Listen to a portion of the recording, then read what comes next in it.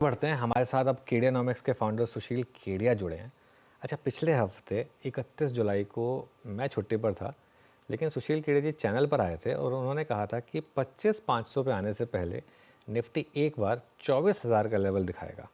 और देखिए, आज उनके आने से पहले पहले कल 23,900 भी हिट हो गया। तो एक बार पहले वो सुनते हैं बाइट जरा। निफ्टी हमने अपने क्लाइंट्स के साथ डिस्कस किया है, वही आपको बताएंगे। 25,500 तक जाएगी, पर उसके पहले 24,100 आने का, 24,000 भी आने का भय है। अच्छा सुशील जी, वैसे इस चैनल के सबसे मतलब अच्छे दोस्त हैं और जो अपना बेस्ट व्यू है ना वो इसी चैनल के लिए रिजर्व रखते हैं। तो अगर आपको सुशील जी का व्यू सुनना है तो वो इसी चैनल पर सुनना चाहिए। Sushil ji, good morning.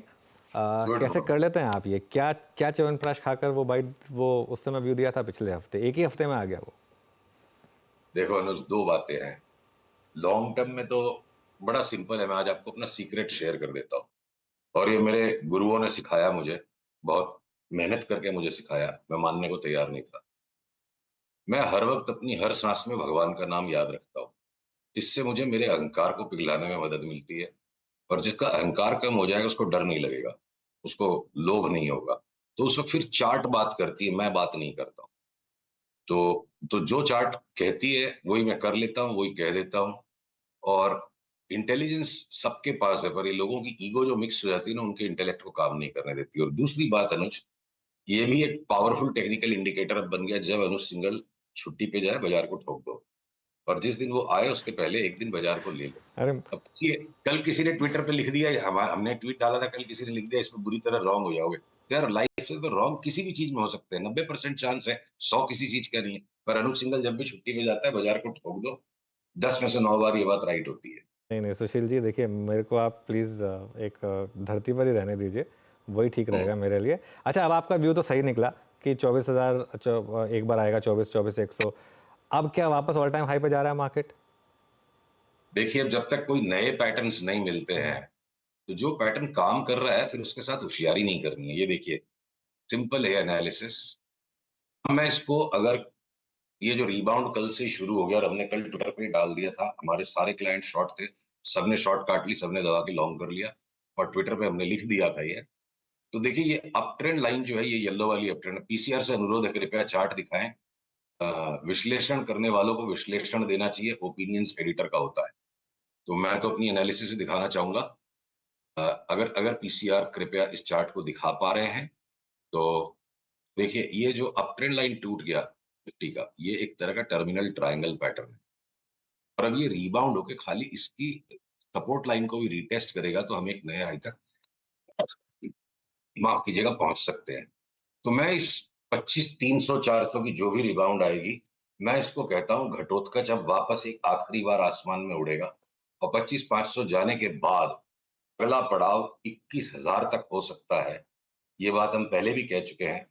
और और अब पूरे ग्लोबल मार्केट्स के जो रंग ढंग बन गए हैं, तो अब ये बात हास्यास्पद नहीं लगेगी, इसको गंभीरता से लिया जाना चाहिए।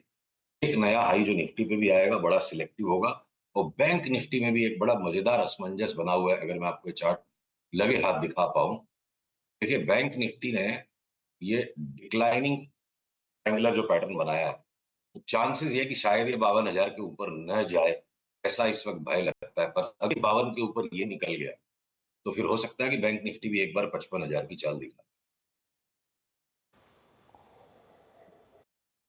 जी नमस्कार, वीरेंद्र बोल रहा हूँ।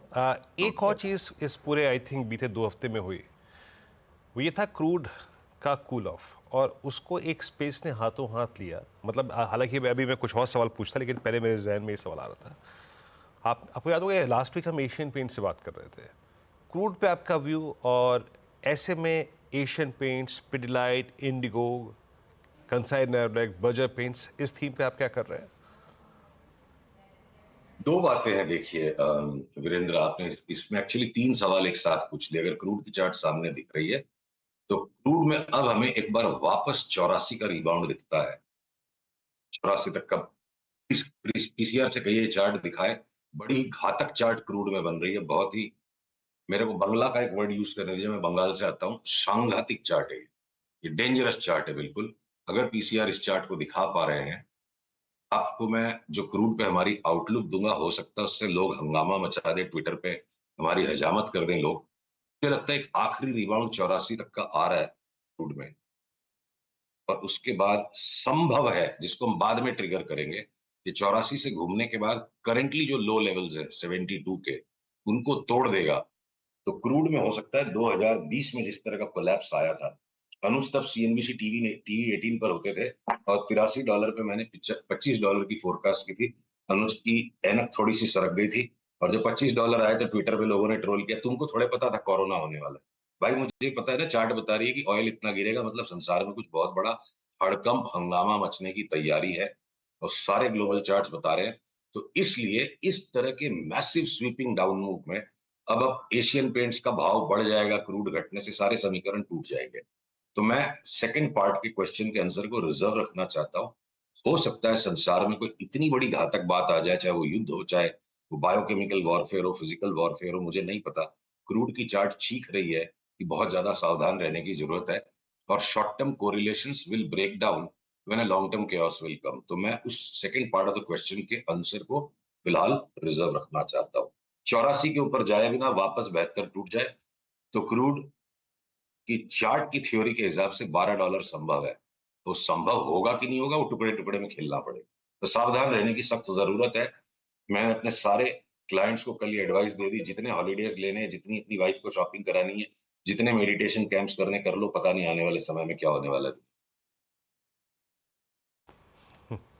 ओके, अब आते हैं एक दो और दिग्गज स्टॉक्स पे। जो हमने निफ्टी पे इंडस्ट्रीज पे आपने बात करी पुल बैक की कहानी, और जो क्लाइंट्स को कल शॉर्ट कवर करा के लॉन्ग करवाया सुशील जी, एक दो जो हैवी वेट्स हैं जिन्होंने पिछले लगभग 10 दिन में काफ़ी लिक्विडेशन देखा है, सेकेंड हाफ ऑफ दिस जुलाई, मतलब जो जुलाई चला गया, रिलायंस के लिए पेनफुल था। रिलायंस का करीब करीब 3250 से हमने कल डाउन टिक ऑलमोस्ट 2859 तक का देखा। रिलायंस की प्लेसमेंट कैसी लग रही है आपको इस वक्त? देखिए, इस वक्त बाजार के अंदर मैंने जो कहा ना कि बहुत सिलेक्टिव होकर काम करना है, इंडेक्स 25,500 आ जाए, हो सकता है बहुत से पोर्टफोलियो लॉस में रह जाएं। तो मुझे लगता है कि अब दो हाथी जो हैं, बल्कि सारे ही हाथी, बैंकों में एचडीएफसी बैंक नए हाई पे जाए, अडानी के सारे स्टॉक्स न्यू हाई पे चले जाए, सीरियस न्यू हाई पे, और अडानी के स्टॉक्स के साथ जुगलबंदी करे रिलायंस। ये है अभी तक की हमारी शॉपिंग लिस्ट। तो हमने दबा के लिया, ये रिलायंस की चार्ट पे आप देखो, एक अगला नया हाई इसको करीब करीब 3400 के आसपास, पौने 3400 तक लेके जा सकता है।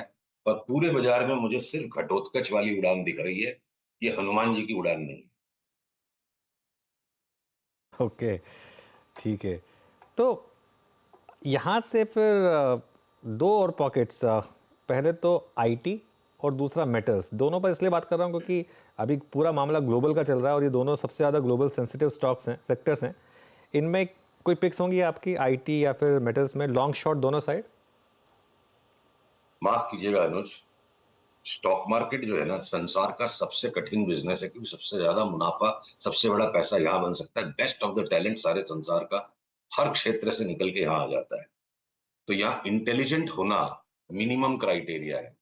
सारे इंटेलिजेंट लोगों की लड़ाई के बाद, सारे इंटेलिजेंट लोगों के संघर्ष के बाद, उसके बाद का मक्खन जो निकलेगा वो काम का है।